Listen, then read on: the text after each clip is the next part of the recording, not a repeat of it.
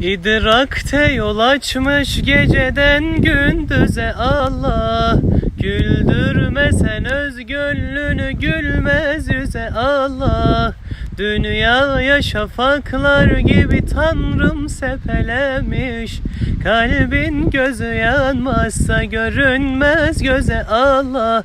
Görünmez göze Allah. Kalbin gözü yanmazsa görünmez göze Allah. Görünmez göze Allah. Allah biliriz cisim değil ya nedir Allah. Haleyli, haleyli, haleyli. En yüksek olan hakta hakikattedir Allah. Haleyli, haleyli, haleyli.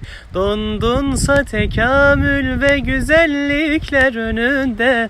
Bu hayrettedir Allah, bu hikmettedir Allah.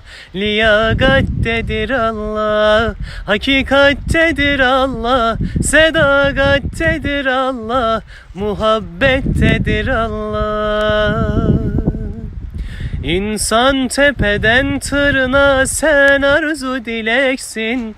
Nefsinde doyumsuz fakat aşkında meleksin. Zulmün yüzüne hak denilen silleni çeksen.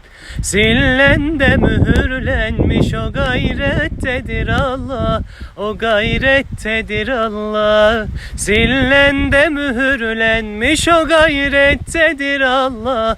O gayrettedir Allah. Allah biliriz cisim değil ya nedir Allah. Haleyli, haleyli, haleyli. En yüksek olan hakta hakikattedir Allah. Haleyli, haleyli, haleyli. Dondunsa tekamül ve güzellikler önünde. Bu hayrettedir Allah, bu hikmettedir Allah. Liyagattedir Allah, hakikattedir Allah. Sedagattedir Allah, muhabbettedir Allah.